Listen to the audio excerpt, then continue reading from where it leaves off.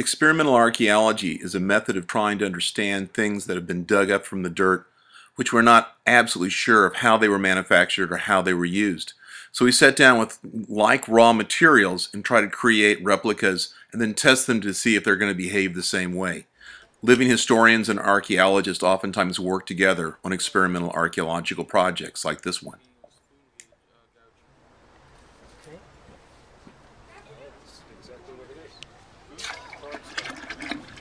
Spike. Start closing it. Now notice I'm hitting it when it's actually already black. Okay, you can do that when you're not moving a lot of metal, and we're not actually right now forming anything. We're just kind of bending this thin sheet a little bit. Okay, there we go. And now on the next heat, we're going to close it over the mandrel. We'll have someone hold the mandrel. Speedy here will hold the mandrel. And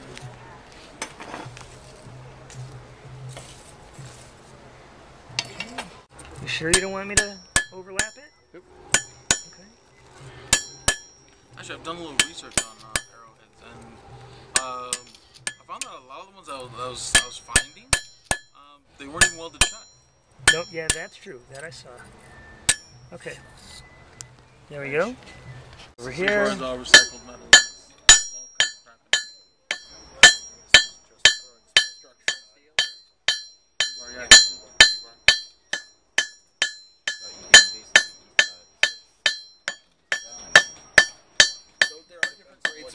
Some of them are very specific about what the content. Notice we're starting to create a spine right along the center. Okay, we do that by hitting with the edge. Okay. My father does concrete for a living. Analyze it. Yeah. Or you start playing with it and see if it does weird stuff. I mean, okay. That's if you. It says if the socket is going into the blade. It's not really, but it looks like it is. Okay, you do that with the cross beam. You hold the blade, the spear, the head over off the face of the anvil. So you're just hitting the spear, and you hold it here, and you hit it here, and this is how you get that little lower section.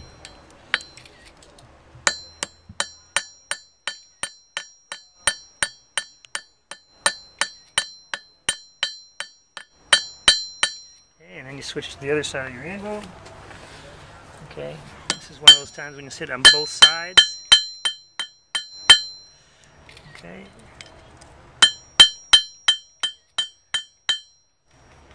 Okay.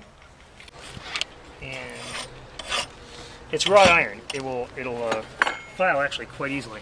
Like butter. Yeah. Well, I find it dulls my files faster than steel. Really? That's the silica. It's the silica. It's very abrasive. I hadn't thought of that. What do you do with a dull file? What do I do with a dull file? Yes. Turn it into a knife. That's what I do too. I was wondering. I give it to other people who turn them into knives. Got it.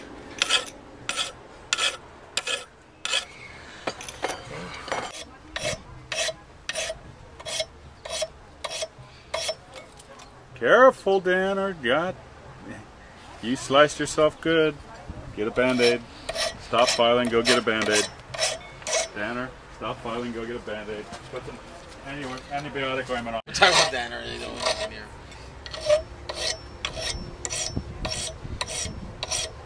I'd like to see you with all fingers when we go to the dinner, Danr. Talk to you later. Safe travels. The iron arrowhead that we copied during summer 2011 was a replica of one excavated at the archaeological site of Buckland in England, outside of modern-day Dover during 1994. Information about that excavation and about the arrowhead is in the publication by Keith Parfitt and Trevor Anderson about that extensive project. 302 at the Buckland site near Dover in England contained the single arrowhead, here labeled B, that lay along the left leg near the left hip. The right arm was bent across the pelvis. The skeleton was poorly preserved, but based upon varieties of evidence would indicate that it was an adult male.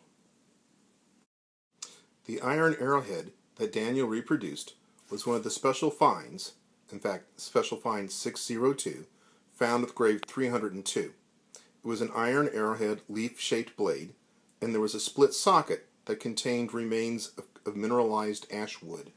This is the iron arrowhead that Daniel made in 2011 at Pennsic to copy the one that had been found in the Buckland excavations. The copy arrowhead measures 88 millimeters in length, which is exactly the same length as the one found in the excavation. The width of the blade is 19 millimeters, and the blade thickness is 2 millimeters. Diameter of the socket at the base of the arrowhead is 10.5 millimeters, with a socket depth of 25 millimeters. Weight is 23.1 grams.